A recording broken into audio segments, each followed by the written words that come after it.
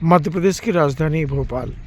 भोपाल से बीके हिंदुस्तानी YouTuber, national media foundation नई दिल्ली, समूह पत्रकारिता परिषद नई दिल्ली आज नर्मदापुरम जिले की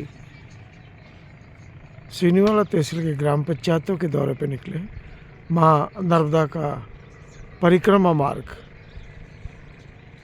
आवली घाट से बाबरी घाट। सूर्य भगवान अब उदय हुए हैं और धीरे धीरे माँ नर्मदा के इस परिक्रमा पथ को अपनी ऊर्जा प्रदान कर रहे हैं। मैं वरिष्ठ पत्रकार बीके हिंदुस्तानी आज इस परिक्रमा क्षेत्र के बारे में विशेष जानकारी आपको कुछ देर बाद प्रेषित करूंगा। आवली घाट से जब परिक्रमावासी परिक्रमा मार्ग से होते हुए पथाड़ा आते हैं और पथाड़ा से जैसे ही ग्राम बाबरी में प्रवेश करते हैं, कुछ दूर बाद लगातार 3 से 4 आश्रम परिक्रमावासियों की सेवा के लिए तत्पर रहते हैं। और जैसे ही बाबरी में प्रवेश करते हैं, उससे पहले दादा धुनीवाले के दरबार पर अन्य क्षेत्र की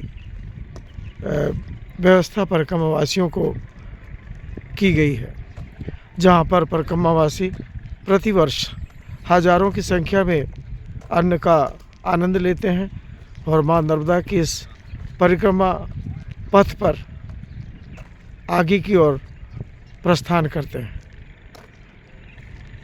हम ये प्रयास करते हैं कि मां नर्मदा के इस परिक्रमा पथ पर जो धर्म प्रेमियों द्वारा सेवाएं प्रदान की जा रही हैं, उस सेवाओं को परिक्रमावासियों की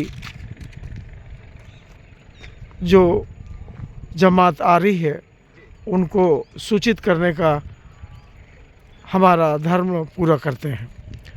दादा धुनीवाले जी की कृपा से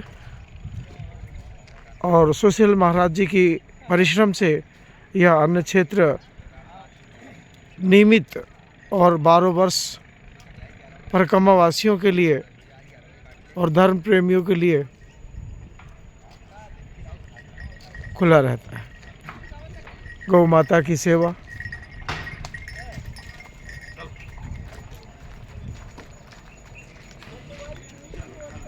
गौ माता की सेवा भी यहाँ पर संतों द्वारा की जाती है और जो दूध गौ माता प्रदान करती है, उस दूध से परिक्रमावासियों के लिए अमृत चाय का प्रसाद तैयार किया जाता है। छोटा सा आश्रम धीरे धीरे सूर्य भगवान और माँ नर्मदा की कृपा से और हनुमान जी की कृपा से आज भव्यता की ओर है।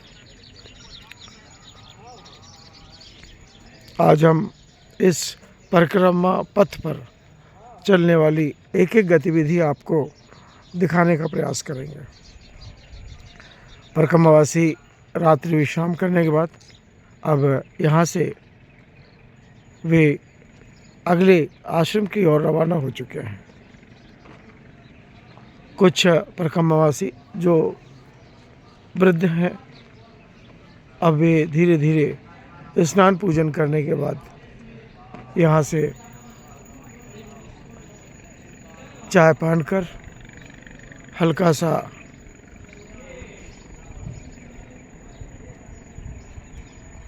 प्रसादी लेके यहाँ से अगले पथ की ओर रवाना होंगे। मैं वरिष्ठ पत्रकार बीके हिंदुस्तानी आज आपको दादा धुनीवाले दरबार पर होने वाली एक एक सेकंड की गतिविधि हम आपको दिखाने का प्रयास करेंगे।